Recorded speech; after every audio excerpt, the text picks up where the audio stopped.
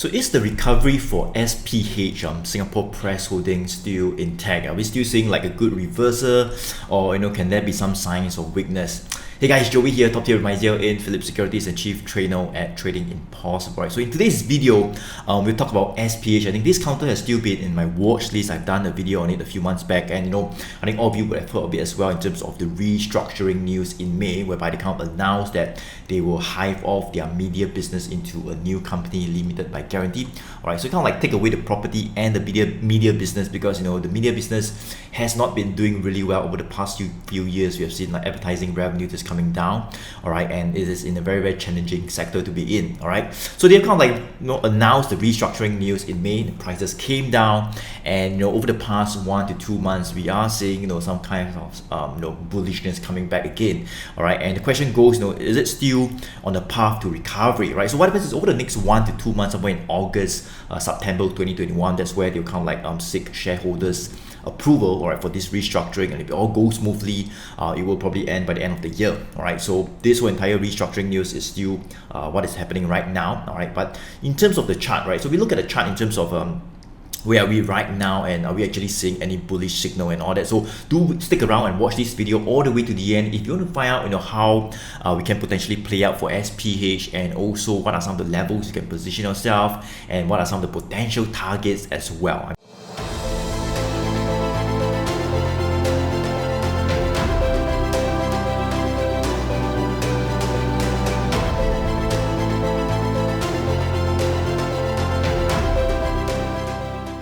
Okay, so this is SPH right here on the charts, trading at about $1.85, right? So I've covered this a few months back, when there were some signs of a good recovery. But before I even look at where we are right now on the charts and give you some targets and support level and all that, let me just take a look at what it says on the system that I have. So pretty much I have a system called 1GT, one good trend that kind of like filters out stocks for us. And SPH was one of the counter that we had like a good reversal signal since coming in like end of last year, where I started to see a bit of recovery. Of course, we got some exits as well. It came back down, and it seems like over the past few weeks or past 1 to 2 months, there were some signs of a good bullish signal coming back again, right? So let me just show you what it says on the system before we dive back into this chart, and I'll do a quick analysis. Okay, so here it is on the 1GT, one good trend system that I have, alright, and somewhere near the beginning of the year, on the 5th of Jan right here, there were a couple of good bullish signals that came back. We had like a bullish signal somewhere in here,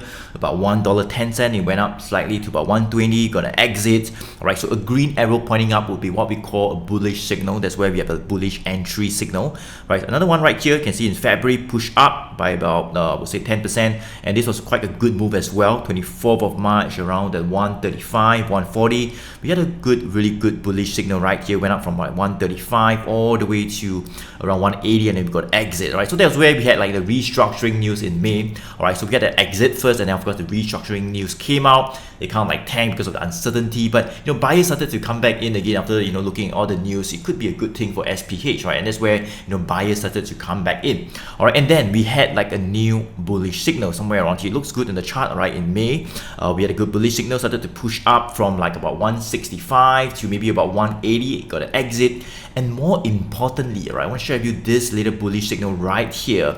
On the 7th of July, right? So this is on the 7th of July, we did have like a new bullish signal again, just like what we had over the past 6 to 7 months. Same thing, we got a new bullish signal, and kind of like push up from like 175 to maybe about 185, 186, which is where we are right now, and there are still no exits, right? So this is why this company is still in my watch list, whereby I still feel that the uptrend still looks intact. Of course, as we head towards some of those resistance level, which I'll talk about in a bit, we might see a bit of selling coming in, but overall, in terms of the longer term uptrend, right, it still looks intact. And that's where you can probably think about getting in on dips, right, to ride the rebound, or maybe a potential break above some of those key levels, whereby we can see SPH really pushing up fast, right? And I think if the restructuring were to complete, all right, and everything goes through smoothly, it can be a good thing as well, for the entire SPH company, because they will no longer be weighed down by the whole entire media business, with ad revenue just declining and all that. So it can be a good thing. It can be a positive as well in terms of the longer term, whereby we might start to see SPH really coming up on its own, all right, building up on its property business as well, and that's where we can see a bit more upside, right? So let's dive into the charts for SPH as I do a quick analysis of where we are right now and what are some of the potential targets or maybe some of the key resistance level that we really need to get past and how it looks so far right now. Okay, so back to the chart for SPH right here at about $1.85, right? So in the previous video that I done a few months back, I actually talked about SPH, whereby there were some signs of a good uptrend starting to form. Even before, the current situation that we are in right now, you can see that since 2018, 2019, we actually had been in a downtrend. You can see prices were like pushing lower from like $3 to like $2.80 and all that. Let me just scroll up for you. You can see it was like about $4 to like $3.50, $3, $2.50. And it was pretty much in a downtrend since like 2016. Of course, it started to rebound a bit, but sellers came back and the downtrend kind of like started and pushed prices even lower. So pretty much in a downtrend, I would say. But somewhere, let me just zoom it in for you, somewhere around the end of the year, right, of last year, right, or beginning of this year, whereby we actually had this bullish signal coming in, all right, to lead the reversal. I think somewhere around January we had a bullish signal. So somewhere around then, we did see some signs of a good uptrend starting to form. All right, and in terms of the blue line, you can see that this is the blue line, which is the 200 days moving average.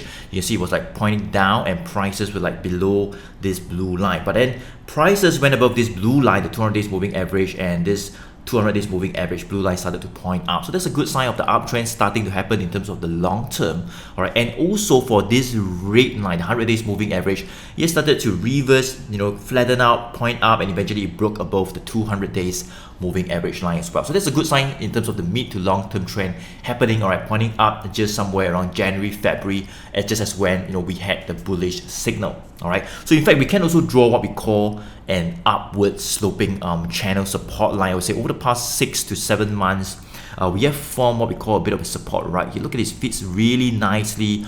This is what we call a channel support line, whereby it's kind of like forming higher lows as we were to head lower. Buyers are willing to buy at higher prices, coming back up to defend prices and pushing prices back up. So this is what we call a channel support line. Prices have been rebounding from it like 1, 2, 3, 4, 5, 6, about 6 to 7 times right here, and we are still pretty much above this upward sloping line. All right, so in terms of the trend, I think it still looks good in the mid to long term. All right, where prices are still holding above this 100 days moving average line as well. You can see we kind of like near it and can push away, near it, push away from this 100 days moving average line. All right, so what is the key resistance level that I like to share with you? So this level would be what we call the $1.90.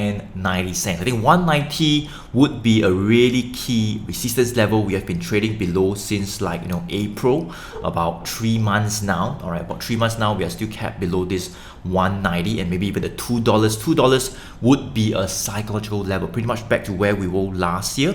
All right, right here. Okay, and this is where the resistance is right now, about 190 to about $2. Right, let me just go to draw some support levels. I think we are seeing some good support level just around the 170. This would be a green line right here. Okay, let me just remove this. You can see right here. So about 170, you can see this 170 also coincides with where the 100 days moving average line is, right? That's a good thing, right? So you can see we kind of like, if we near this 170 to maybe the 180, I think that would be where we might see a pretty good support coming back in from 170 to 180. I think if we were to near these levels again, buyers might start to come back in again to kind of get in to catch the rebound all the way back to 190. So I think if you're looking to kind of like accumulate and get in on dips, those are some of the good support levels where you can time your entry. We have like rebounded about like 1, 2, 3, about 3 to 4 times near the 170 level. So that could be a good level to kind of get in again, especially if the uptrend looks intact right now. All right, but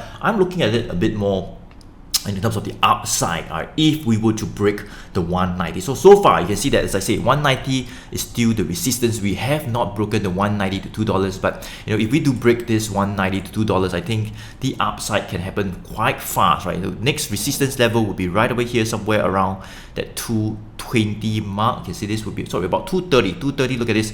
This was originally just last year, right? Was the support level. We broke down, retested it, and came back down again. So 230 would be a bit of a resistance. 220 to 230, that would be the next upside. All right, if we were to get past the 190 and maybe even the $2 mark, I think that could really play out quite fast.